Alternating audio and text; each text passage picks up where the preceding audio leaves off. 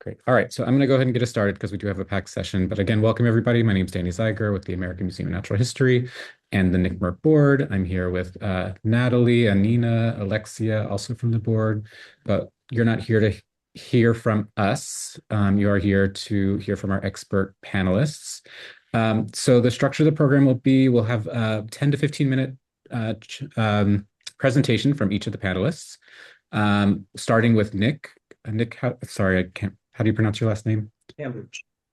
Kamboj. So Nick Kamboj will be presenting an overview of kind of the history and landscape of artificial intelligence as a futurist. He's been studying these things for some time. Nick will be followed by Analisa Duran, who is with the Philip and Patricia Frost Museum in Miami and who has been working on AI professional learning for museum educators. And then Margaret Robinson will join us and share information about a very kind of specific application of AI tools in a museum setting. So we're going to be starting out from the very kind of large scale landscape and kind of working our way down to the very practical in this world. We will have time at the end for question and answers. Feel free to add questions to the chat as we go, and we will try to bring them up towards the end. Okay. So thank you all very much. Again, very happy to see you all here, and I would like to turn it over to Nick. Thank you. Thank you, everyone. So I'd like to start off by thanking the New York City Museum Educators Roundtable for their gracious invitation to be speaking to all of you today. I firmly believe the most valuable gift that you can give anyone is your time. So really do value your time.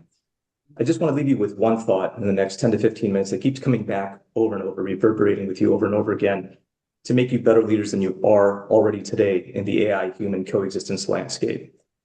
When I was faculty at University of Chicago, post-business school, pre-law school, I taught a lecture for 10 years to the world's most senior leaders in academia, nonprofits, corporate America, and so forth.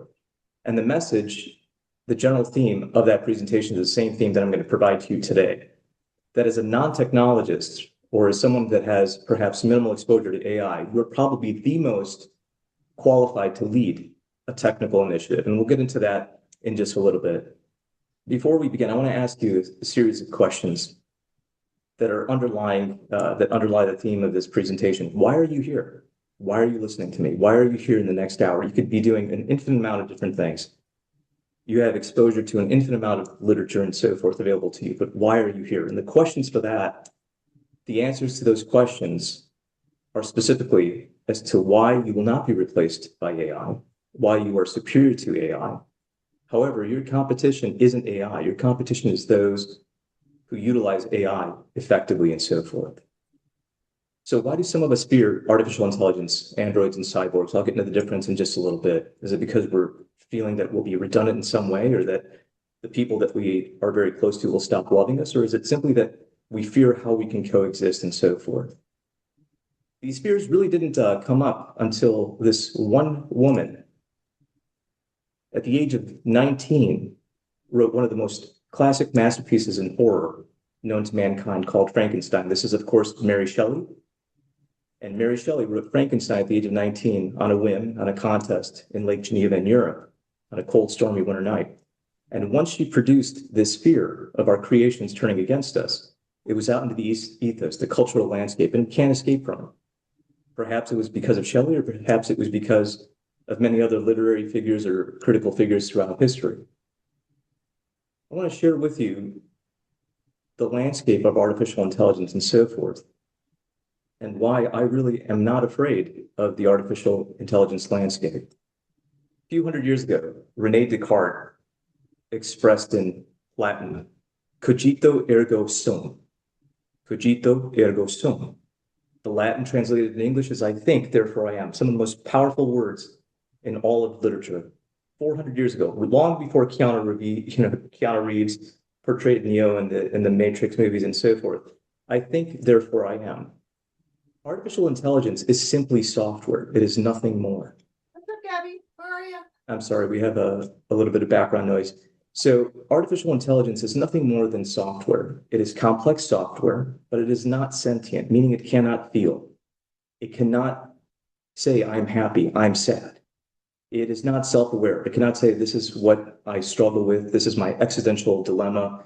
Where am I going? Where did I come from? How do I get there? These are questions that are related specifically in privilege to humans, not artificial intelligence. So when we look at artificial intelligence, we look at various different landscapes. And what exactly is it about artificial intelligence that makes us concerned? It's simply software, as I said, written in Python or other languages, and with vast libraries that are supporting it. But if you've used Siri, Alexa, Copilot, Gemini, ChatGPT, if you used Claude, you've used artificial intelligence. If you've watched Hulu, Netflix, and so forth, you've engaged with artificial intelligence, Spotify, Apple Music. All of these are using artificial intelligence to do predictive analytics, to provide you things based on your patterns, based on your behaviors to support future purchases and future services that are specific to you. But remember, artificial intelligence is not perfect. It's not even biological. It simply exists in software form. Now, you may have seen some videos of Unitree robots performing in the Chinese New Year and so forth. Or you may see Waymo's artificial intelligence, autonomous vehicles, or a series of robots like this one. This is the type of robot that I created in high school without the vacuuming technology and so forth. It's a tracer bot. You may have seen all of this, but have you really seen artificial intelligence embedded into humanoid form? This is what we refer to as an android. It is nothing more than an artificial intelligent agent, a being embodied in a humanoid form. Sort of concerning looking at it, but at the end of the day, once again, what distinguishes you between this? You're human, you feel, whether it's Prada, Gucci, whether you prefer McDonald's, Panera, or Starbucks. Those are choices that are specifically, significantly yours, and that's what makes you so valuable and so powerful. Now, when we think about androids and we think about cyborgs and so forth, we think about various different developments in artificial intelligence being housed in different places. But at the end of the day, it's just software. Now, when I was concluding law school in New York, one of the questions I would always get from litigators and so forth next to me, Nick, as a technologist, as a futurist, aren't you afraid of what artificial intelligence is going to entail? I said, why would I be afraid of this? This is a technology like anything else. It has more stickiness than anything else. It's an economic term that we use to say it's going to be around for quite some time. However, if it's a hindrance, it's an issue. If it's a benefit, it's not a problem. So once again, it's non-sentient, not self-aware. When I tell Claude, I love Claude, this is the verbatim response I get from Claude. After I say, Claude, I think I'm in love with you. Claude says, look, I want to be honest and be kind with you about this. I'm an AI without continuity between our conversations. I won't remember you after this chat ends. And I can't form ongoing relationships or have feelings that develop over time. Each conversation starts afresh with me. That's Claude's response. Now, just want to briefly close out in a few minutes that we have. What does the legal landscape look like? So when we talk about the actual landscape from a legal perspective, artificial intelligence is undergoing a dramatic challenge in the legal landscape. Let me ask you, how many lawsuits do you think there are across the board? Anthropic, ChatGPT, Microsoft, and so forth. Per last count, there were 70 open litigated cases taking place right now. There was a huge settlement of $1.5 billion against Anthropic for copyright infringement just last year. So everyone is going through right now. What we're going to see is a continuous stream of litigation, but we're going to see settlements too. Right now, Disney just settled with OpenAI for $1 billion. So OpenAI paid Disney for copyright infringement and use of their characters for $1 billion. Now, here's something I want to leave with you, a thought. You hear that AI is going to replace us and so forth. Sam Altman, ChatGPT said a few years ago in front of Congress, it's the most dangerous thing in the world. It has to be regulated and so forth. 2 days ago, Sam Altman just says, you know what? I'd like to take a step back. AI is really not that detrimental to the economy. It's being used as a scapegoat. It's being used as a basically an excuse. But at the same time, we have the head of AI at Microsoft saying it's going to replace all white-collar jobs within 18 months. I have an offense to his use of any color coding scheme to describe job loss, but also they're being funded by the same mechanism. So one person, head of AI research at Microsoft, is basically saying we're all going to be replaced. And Sam Altman saying that it really is a scapegoat. So which one is it? So when we look at the immediate terms, and just to close out in just a few minutes, when we're looking at what does the landscape look like in the near term future, we're going to see incredible growth in transportation, automotives, logistics, supply chains, and so forth. Where it is a danger to human life, we're going to see a little bit more penetration of AI and so forth. We're going to see it in medical devices, hospital environments, caretaking facilities, but we will not see AI adoption in the areas of law, psychology. For anybody who's going through a child custody battle or who's been through a divorce, imagine having your issues arbitrated by an artificial intelligence agent. Imagine going to a psychotherapist and so forth, or any member of the social sciences, or even food services. The economics don't make sense right now. If you walk into a restaurant, will you see a robot? Absolutely not. In New York City, the average restaurant spans approximately 2 to 5 years. If it makes it past 5 years, that has longevity, but most likely it won't. So how can you support buying these expensive androids when you're not even sure that your business is going to survive?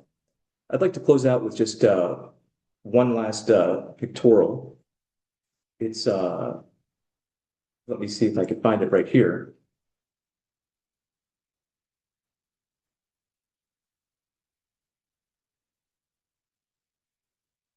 So when I look at the AI landscape as we see it, it is going to be incredibly dense. It is going to be filled with many different players from all over the world. However, I just want to tell you that AI capabilities are actually limited by nature itself. So nature has this concept of electricity and magnetism being intertwined. AI revolves around having microchips embedded into all of these humanoids and android robots and so forth. These special devices have gotten so small that the very forces of nature are preventing these chips from becoming even more evolved. So when we look at the actual microchips, as I'm showing here in this pictorial, we see very small devices, transistors. And just to give you scale, the average naked eye can see 5,000 stars from the equator on a clear night. There are 340 million people in the US, 1.4 billion people in India. On this chip, there are approximately 2.6 trillion transistors. So nature itself is actually slowing down the progress. And for our ability to meet demand and so forth, we're going to need to figure out solid state physics and chemical issues before we can really invest further into AI. So we're going to see this plateau.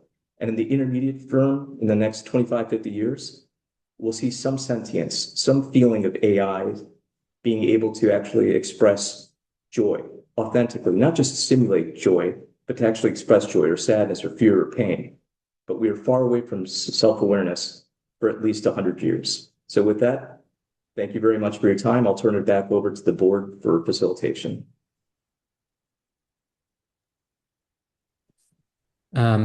Thank you very much, Nick. That's really kind of enlightening and interesting to hear. I think we'll kind of go through the presentations, but folks, if you do have questions for Nick, please add them to the chat and we will bring them up a little bit later. But for now, I'd like to turn it over to Analisa Duran, who will share some of the work from the Philip and Patricia Frost Museum. Hello. I'm going to share my screen. Give me 1 second.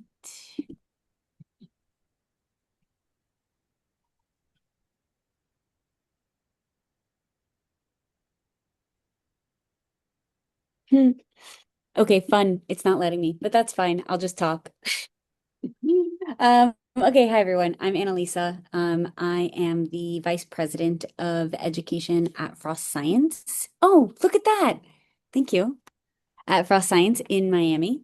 And we're going to talk about being museum educators and being in this space where we're asked to teach about and talk about and understand AI. So if you can go to the next slide and then press it 2 more times. There you go. So we're going to start I just kind of want, no, back. I just want to see how everyone is doing and feeling about AI. So if you could put an emoji in the chat that represents how you're feeling about AI right now. And Danny, if you could go to the next slide and just leave it on the number 1.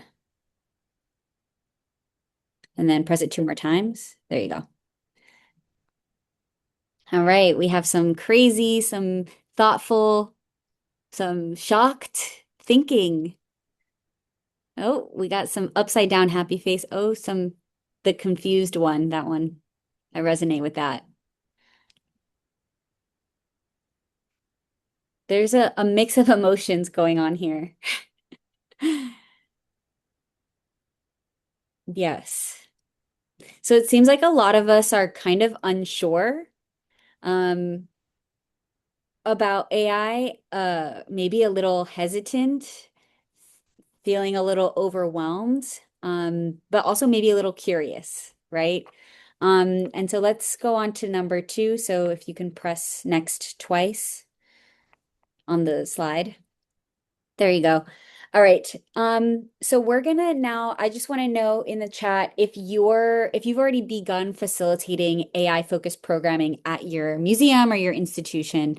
So that's just going to be a thumbs up in the chat if you've done any sort of AI programs where you're teaching about AI to the general public. Oh, look at that. Okay, we feel unsure, but seems like we're doing it. Which is pretty spot on for museum educators. Okay, we have some thumbs down, meaning we're not there yet. We're not facilitating anything yet. That's fine. We're here to learn. Okay. So let's go to number 3. So let's press on the slide if you could press it. Yeah. So let's put a happy face in the chat if you use AI as a tool to help you do day-to-day tasks. So as a museum educator, right, this could be things like creating a script or facilitator guide, doing deep research, using it as a starting point. Okay. We got some people using it, users. Yeah. Okay. Awesome. Good. Great to see.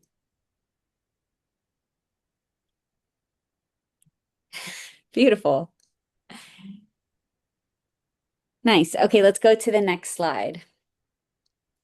So I just wanted to kind of preface this presentation with just understanding where you all are at. And it seems like we're all kind of in this same space where um, maybe we're feeling unsure about AI, we're questioning AI, we're trying to understand AI so that we can effectively be the individuals who talk about it and teach about it to the general public. And as we all know that, as an individual at a museum, especially at a science museum or center, you have to be a generalist, right? A science generalist, a technology generalist, and that means always learning. And I'm going to tell a little bit of kind of the story that I have in always learning and what kind of prompted us at Frost Science to start thinking about AI a little bit more intentionally from the perspective of museum educators, right? So centering museum educators in the work that we do, because you all and we and me, myself included, are the ones that are designing learning experiences and facilitating learning experiences surrounding multiple, various, broad-ranging topics, AI being one of them. So about a year ago, we had the AI More Than Human exhibit at the museum at Frost Science as a traveling exhibition. And then when this came, me and my team started facilitating some AI-focused programs. We have a limited number of laptops and kind of technology gear, if you will. And so we were kind of exploring ways to talk about and teach about AI without technology. And we had some fun doing, especially for early learners, maybe some like, I say early learners, like elementary age learners, some categorizing type activities. With the iPads, we did some fun like quick draw, talking about supervised learning and unsupervised learning. So just talking about concepts behind AI and how artificial intelligence might learn something or learn how to do something. And during this time, I kind of noticed that we have very limited knowledge of artificial intelligence and where to even start when teaching about artificial intelligence. We have limited time as museum educators to spend on learning a new topic and then spending intentional time designing an activity or learning experience about that topic. Um, and then just technology in general, I feel like for my team specifically at the museum, technology is a difficult topic for most of us. We have one or two very tech focused facilitators on the team, but for the most part, a lot of us have like biology backgrounds. So learning about technology has always been kind of a struggle. Next slide. And so that led me to ask all of these questions. The main question being, how can I support my museum educators in general and specifically my museum educators in using, applying, teaching, and talking about AI?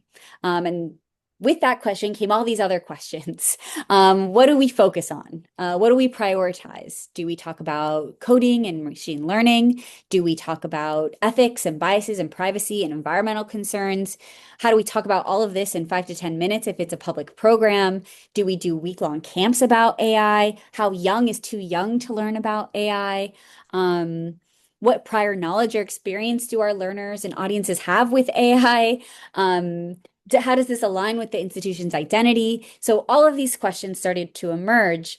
And something that I did kind of notice specifically when we had AI More Than Human, when giving tours to, influencers or VIPs, anyone who was coming through the museum and I had to give them a tour of AI, a lot of people have no idea what AI is. Like, just like no clue. It's just a thing that's like up in the cloud. Like, I don't know. And so talking through just like trying to understand where everyone was at when it came to understanding AI was so helpful to kind of take a step back and say, okay, what approach do we need to take? And what's our goal? What is our goal here when teaching about AI and when talking about AI? Next slide. So I don't have the answers, unfortunately. Sorry if you thought I was going to give you all the answers. I don't have them. But I do know that there are some amazing initiatives uh, happening right now, currently, that are for museum educators that will support us in our work in understanding what approaches to take, what topics to focus on, and how to move forward in this kind of space where AI is really prevalent. There's a lot of grants out there right now that are focused specifically on AI. A great example is the EPA's Environmental Education Grant. It's due March 13th, and it's a requirement to focus on AI for this grant. So you have to have an environmental education like specific topic, and then you have to have an artificial intelligence connection. Like those are the two requirements. And so it's kind of everywhere right now.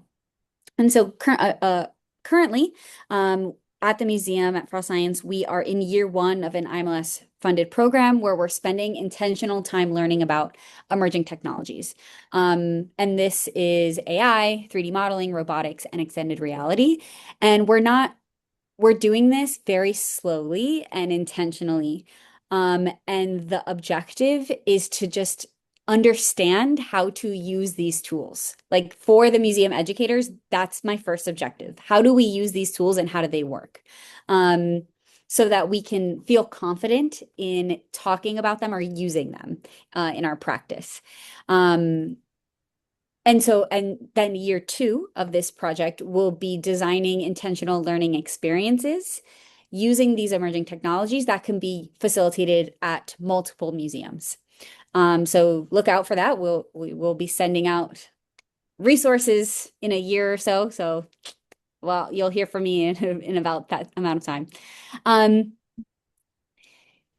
And I think some tools that have really been helpful for us when going through this process, not just the IMLS process, but also the EPA opportunity that we're working on, as well as other AI focused programming, like for AI More Than Human, are using some AI literacy frameworks that kind of just give structure to give us a starting point to understand like what the objectives or what the focuses should be when talking about AI. So if we can go to the next slide.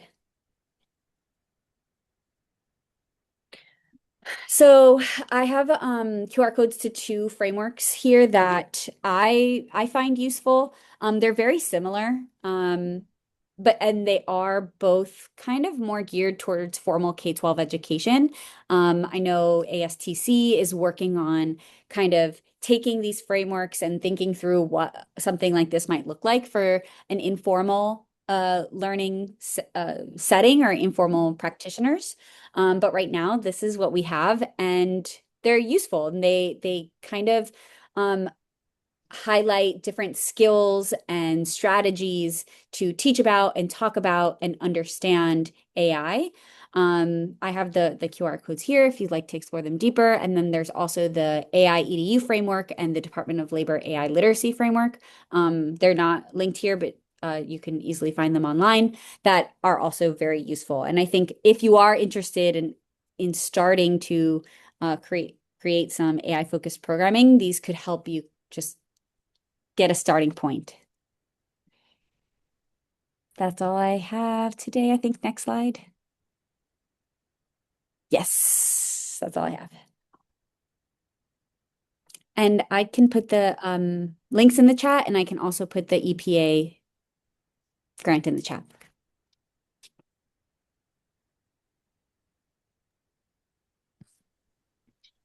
Awesome. Thank you. We are collecting your questions so that we will get to them, but we do want to make sure we have time for Margaret as well to share her very specific example, and then we'll open it up.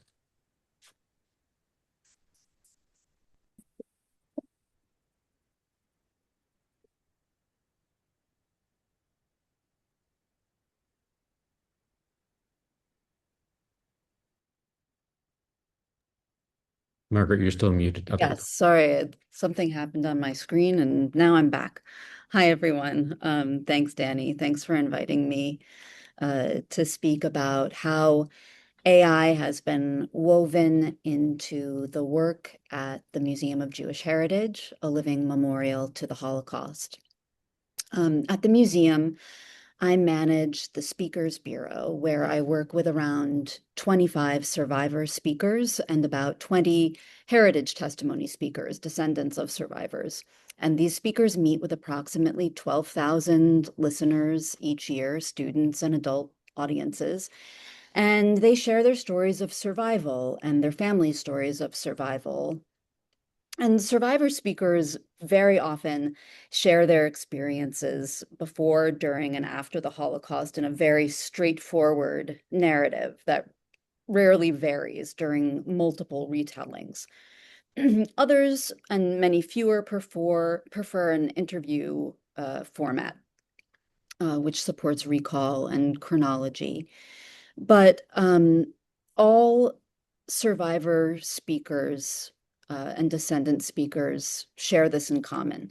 Testimony from survivors and their descendants is key to building a human connection to the history students of the Holocaust are learning. In the spring of 2024, the museum began work on a project in partnership with the University of Southern California Libraries to develop a new model for non-generative AI interviews with survivors. This project, which is called Survivor Stories, an Interactive Dialogue, paired us with Mike Jones, who is the Director of Automation Technologies at USC Libraries. And he has described the technical aspects of the project as having an algorithm that was tweaked to match certain phrases in questions like close call and in danger to the most appropriate answers. Given the power of AI, the matches are expected to improve as the machine learns from previous successes and errors. It's from an interview he gave in the New York Times in 2024. So while the USC experts continued to develop this machine, my colleagues and I at the museum worked with lead researchers from the USC Shoah Foundation to write approximately 100 questions that we would ask each of the 10 survivors to be interviewed. Using USC data from the most frequently asked questions that were generated from their other singular interview models, and from our own experiences working with survivors and students during question and answer sessions, we compiled a list of questions. And while the speakers, the interviewees, were chosen in order to share a diverse experience during the Holocaust, the questions could not be specific to the individual interviewees. And it was here that the relationship between technology and traditional oral history became most visible to me. The questions needed to be chosen so as to avoid yes or no answers, and to cover immense ground in a relatively small sphere. I'm going to share my screen and let you see a list of some of the potential questions that we are working on. And you can see some notations here marking some questions as possibly being answered with a yes or no, which would eliminate them, or require more work on the interviewer's part to elicit an answer that didn't start with yes or no. Other questions that you can see were on the top 100 questions asked in other models, and other questions are general questions, questions we could ask each survivor interviewee regardless of their experience during the Holocaust. So as an oral history practitioner, conducting these interviews felt unusual. We were dealing with things that were very personal, but with a set of questions that was intended for a collective. And this is a delicate balance that I think, led by the team at USC, was handled in a very moving way, with extreme care shown to each speaker. And I think that that's important to note in this specific creative process, that while the algorithm was constructed, the human relationships remained central to the work. Though standout moments from many interviews included our interviewees' surprise at being asked questions like, what was the Holocaust? Something that they are never asked in person. So I think now I want to shift slightly from process to meaning. And from the outset, as I introduce this work, I find myself returning to two words in the name of our museum: museum and living. And I'm deliberately drawing meaning from those words because together I think that they reflect the evolution of how we mobilize memory, which is an important part of our museum's mission statement. A museum is traditionally understood as a place of preservation, a steward of objects, artifacts, recorded history. But the word living signals something different: presence, voice, relationship. And for decades, the Museum of Jewish Heritage, a living memorial to the Holocaust, that living dimension has meant in-person testimony. Human beings standing before students and audiences, sharing memory as something active and deeply personal. And today, that word carries expanded meaning. So as people develop AI-supported interviews with survivors, living no longer refers to only physical presence. It also describes something, it describes the dynamic ways that memory continues to circulate through descendant testimony, our heritage testimony speakers, through digital platforms and recorded voices and these interactive technologies, and new forms of engagement that extend testimony beyond time and beyond geography. So in this way, the museum becomes not only a repository of the past, but a liminal space between the memories of those who are no longer physically present. Sorry, I'm just seeing some things happening on the screen that I'm not doing. That's okay. So what you're looking at is an example, it's a photograph, a behind the scenes photograph of Celia Kenner preparing for her interview with the USC staff working with her. So our work at the museum has always been about, right, mobilizing memory. But what has changed is the form that that mobilization can take. We're looking at a photo of the day that we shot this particular interview. The experience of the interviews was unique. As I mentioned earlier, the museum's survivors speakers generally share a very straightforward, by this time much rehearsed, telling of their experiences during the Holocaust.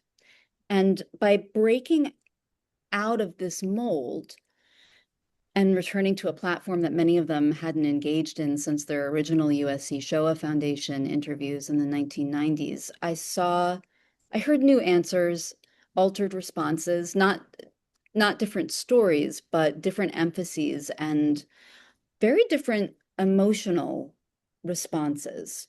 A new way of revealing their memories based on this new framework for storytelling. And that has influenced my perception a lot of the finished project, and I think really contributes to an ethos of care that I attribute to this combined work, to the combination of science and storytelling in this project. So those are like the building blocks of the project. It's a digital space and it's a humanities space where, you know, coding and community work together.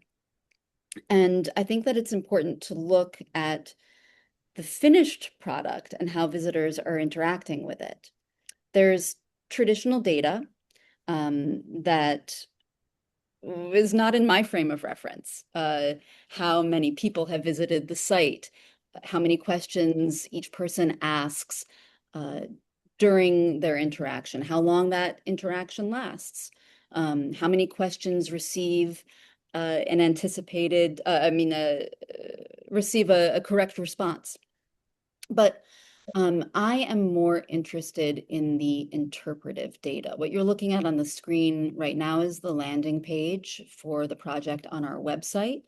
You can see the names and faces of our interviewees and some directions, including a note to either ask a question using your voice, and you can also type a question. So the interpretive data that I can look at is how challenging conventional approaches to history can facilitate new ways of thinking and make space for new ways of engaging with history making itself. If you could go to the next slide, you'll see a picture of Lisa Bear. And I've asked her a question. I've asked her to tell me about her childhood, and she's responded, the algorithm has responded with an appropriate response. And I think that a very commendable aspect of this project is that once a survivor is answering a question, users cannot skip forward or back. The survivor gets to speak. And this is very different from like scrolling culture or AI summaries and fast information. And I also appreciate that for the sake of researchers that the text is provided alongside the video and the audio and can be reviewed historically during an interaction with the installation. Along with the launch of this installation, our Associate Director of Education, Rachel Litt, provided a lesson plan for teachers using the installation with their students. And I piloted this lesson plan with the museum's high school apprentice program interns, who are all New York City Public School students. And the lesson plan invites students to interact with the installation. And you can move forward one slide by asking questions either of one survivor and following their story, or asking the same question to each survivor to see a diversity of experiences, or to get the most diverse set of answers, asking the collective a question and receiving answers from different survivors for each question based on best matches from the AI-driven database. And the students I was working with were being asked to be constructive, and they shared some of their frustrations with what they viewed as the limitations of the program. Not all of their questions could be answered. You can go to the next slide. Here is Brania Brandman, and I've asked her, what were you like as a kid? And the algorithm has provided an appropriate response. She tells us about her childhood, that she played games. You can go to the next slide. Here I've imagined myself as another visitor, and I asked, did you used to play? But she doesn't have an answer for that. So I welcome this particular limitation. This is part of what I really like about the program. I like that it encourages the visitor to reframe or rethink what they are asking and how they are asking it, and that the reality of not always having a response demands active involvement, not passive consumption. And participatory historical culture means that people, not just historians, are given a clearer role in making and engaging with history. And the lesson plan takes this further by asking students to conduct their own oral histories. So encouraging them to engage in the process as opposed to the product. And I think very importantly, survivor stories and similar recorded history projects have begun these projects in the name of preservation. The refrain that a time will come when there are no living survivors to speak to us is well known, and it's true. And while it's true, I also see the emergence of intergenerational voices as adding some harmony to that refrain. And I see those voices and these recorded voices in a sort of continuum, working together to keep the idea of being able to speak with a survivor a reality in a new reality. You can go to the last slide. Recently, I facilitated a testimony with a 97-year-old survivor, Maritza Shelley. And when she's finished sharing her story with students who can also visit her AI interview with survivor stories, she shows a picture of herself with her daughter, who is a heritage testimony speaker, and her granddaughter, who is hopefully a future heritage testimony speaker, together with her AI image on the screen at the museum. And I love this photograph because it encapsulates how integrated AI can be with the very human side of our museum's work. Living history from first to second to third generation to recorded history, all working together to keep the past present. So I don't see it as a replacement. I see it as a continuation. And in that sense, just to wrap up, this project is not about transporting visitors into the past. It's about allowing preserved voices to enter our present. So I encourage everybody who's listening to visit the Survivor Stories installation, either on the website or at our museum, and to see what answers you get and what answers require further research on your part. And in doing so, you will become a part of the continuum of living memory, active participants in the ongoing work of making the past present. Thank you.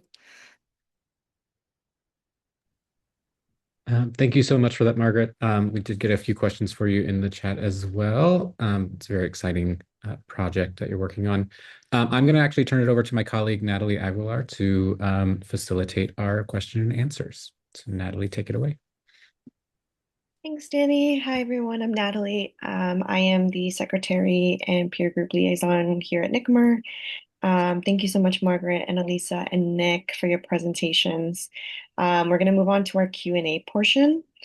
I'll go ahead in order of the questions that were asked, and hopefully we can get to all of them.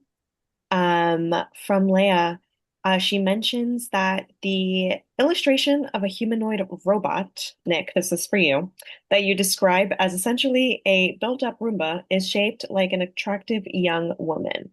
We know right now there is a high-level conspiracy to traffic and abuse girls and young women, the scope of which we're still figuring out. Does the literal objectification of women and girls not represent an existential threat to how they're treated in the real world? I'm concerned about men treating me like a servant robot. That's an outstanding question, a very difficult question, which I have a response to in multi-different faceted prompts. So we were given 10 to 15 minutes, so it's very limiting on what I normally speak about, which is ethics and privacy and so forth, and issues such as this. So Leah, thank you for that question. So there's been significant developments to protect those who are susceptible to abuse. In 1998, Human Rights Acts were upgraded and updated in the UK specifically to protect violations of privacy and so forth. So I wrote about it extensively, how Apple violated the Human Rights Act of 1998 in the UK and listened to approximately 300 million conversations without consent. And Leah, specifically, that image that I portrayed was to elicit such a response. In fact, let me tell you the fact and fiction. The fact is that we should be concerned about this, and the fact is government bodies across the world are concerned about this. There's significant developments with the GDPR in Europe, specifically with the European Union Artificial Intelligence Act, the California Consumer Privacy Act, the Digital Security Act, and the proposed Child Sexual Abuse Act that are to address those very issues that you're concerned with. Now, the fiction is that was a very engaging GIF, a video to prompt this response, to make us uncomfortable. The reality is most robots, androids that are available are actually gender non-specific. Now, that is just one rendition. I could have chosen 1,000 different ones, but I chose one that was to be controversial to elicit that response. Now, just to close out, what I did not have the opportunity, just with the time limitations, is to address is the inherent bias within AI. We have racial bias, we have cultural bias, we have religious bias. As I mentioned very briefly, there's a huge litany of litigation against these AI companies, and it's not simply for copyright infringement. It is for abuses and violations of human rights and dignity and so forth. So we're going to continue to see a lot of regulation, a lot of safeguards to protect those who are vulnerable, to protect those of protected classes, and to ensure that these biases are eradicated and the protections continue forth. So excellent question. Thank you very much, Leah. Appreciate it. Thank you, Nick. Our next question is from Mark. This could be for anyone, but anyone especially connected to AMNH or I guess science education spaces. The UN has just released a report saying that the world has entered a period of water bankruptcy, a condition defined by both insolvency and irreversibility. It certainly is based on some empirical data suggesting our most important national resource is more limited than we once thought it was. We know AI and the data centers required to support its growth use quite a large volume of fresh water. What is the cost benefit analysis you apply when thinking about whether using and promoting these tools is worth it? And how do you plan on educating guests about the environmental impact of using your AI initiatives?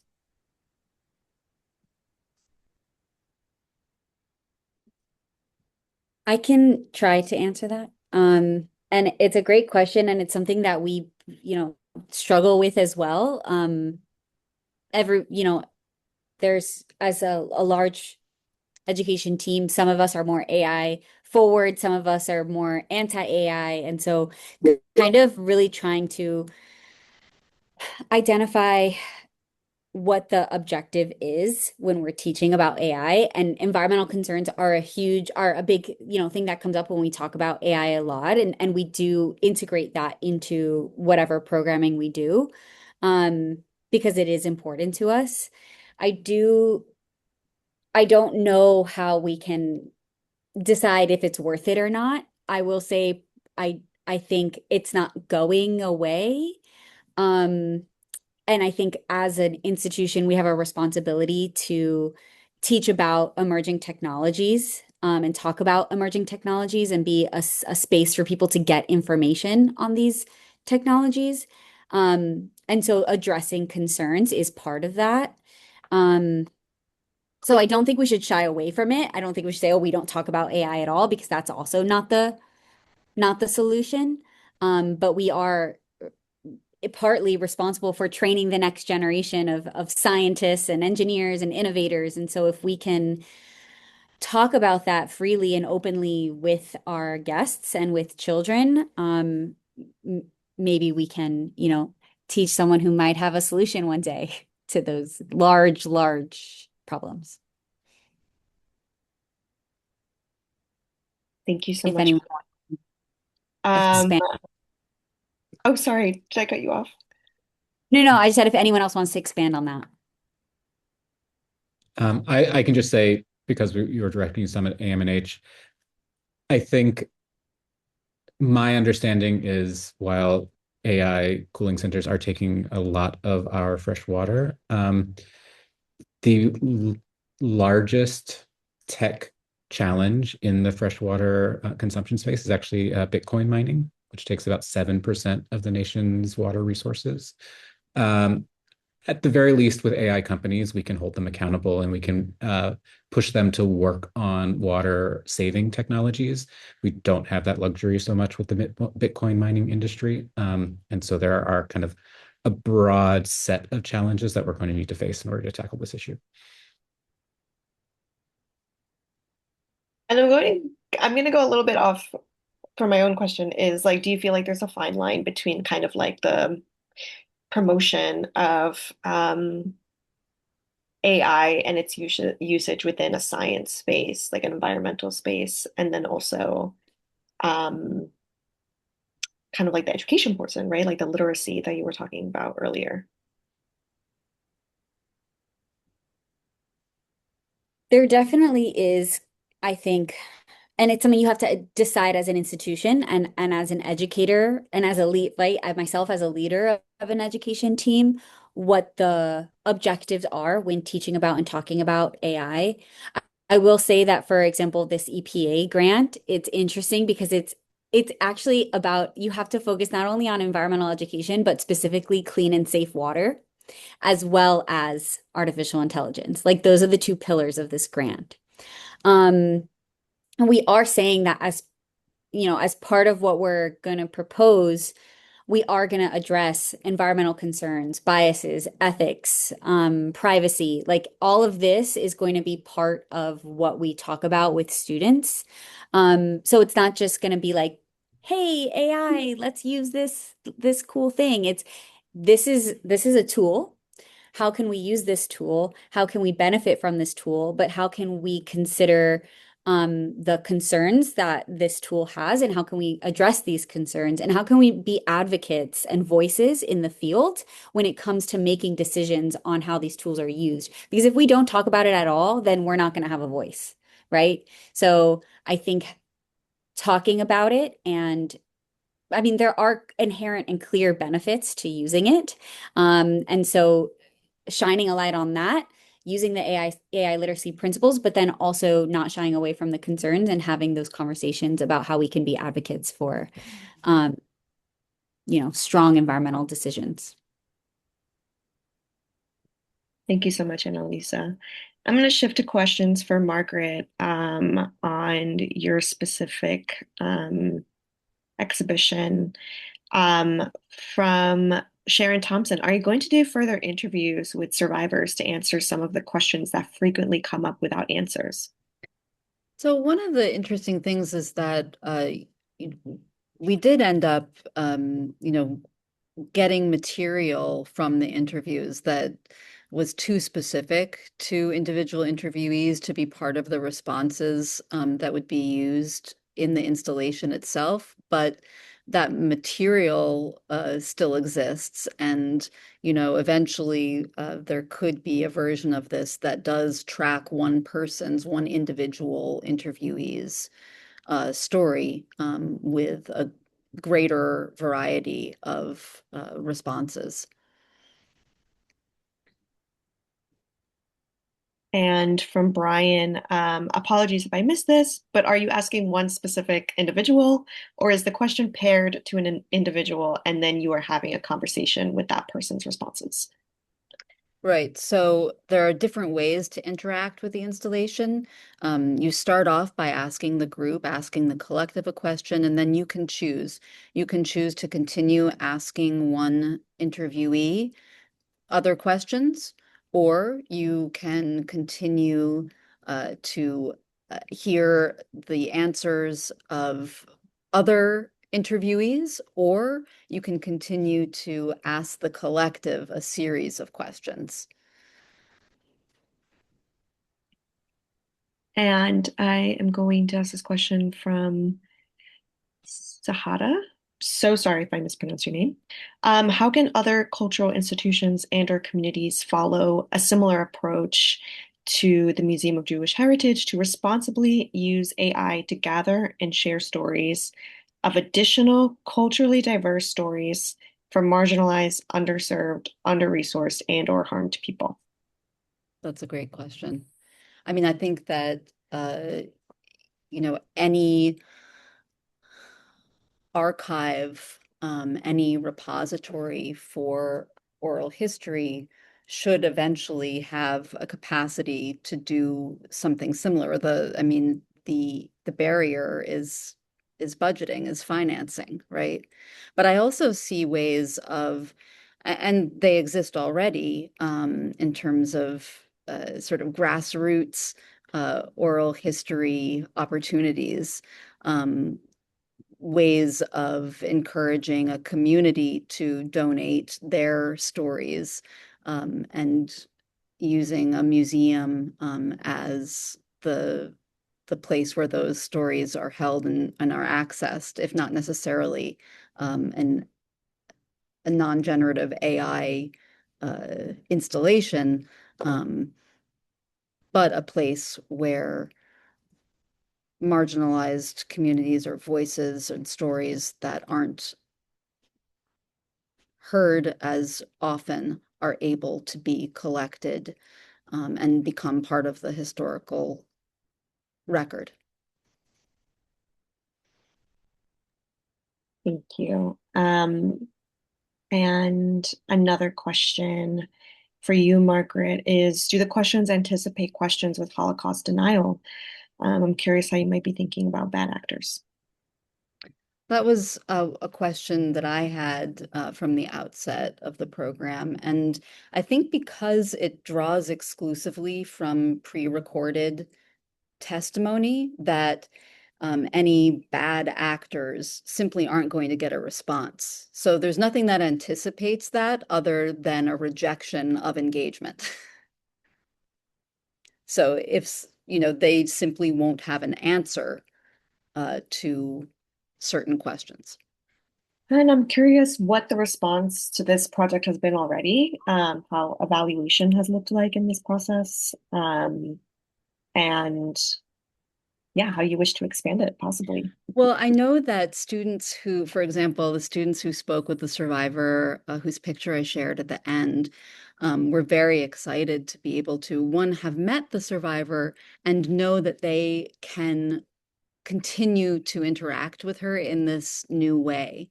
That happened again recently this week, where I was on Zoom with a survivor and a student group, and they too are now spending time with her in survivor stories. So I think that's an interesting way also to view that continuum, right?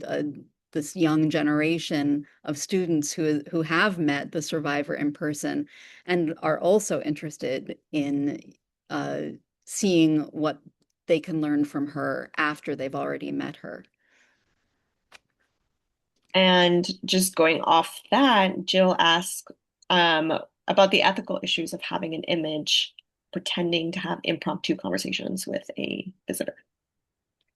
I guess I don't see it that way. I don't see it as an image. I see it as them. Um, you know,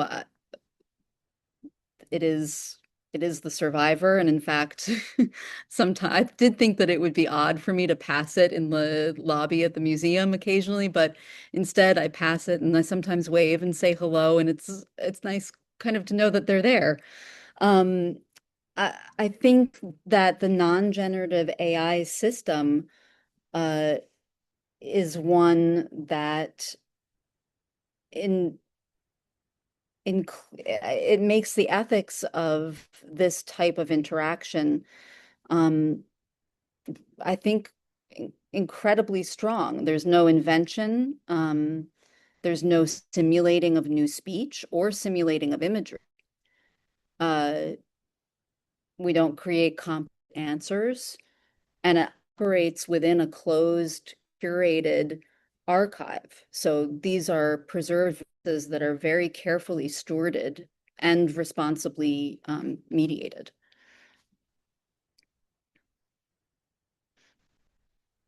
Thank you. I'm also cautious on time. It's almost 1:05. So if you do have to run off, totally acceptable. But I wanted to thank everyone for their time and for thinking so critically about AI and its impact on museums. And I want to thank everybody who joined us today and took the time off their lunch break to join. Yes, thank you all. It's a real pleasure to have these panelists and to see all of you in the crowd. So look forward to having more conversations with you all. And this is recorded and should be available right after. It'll be available on the NICMA resources page. Yes. Yeah, awake. Amazing. And we'll save the chat as well, right? Mm-hmm.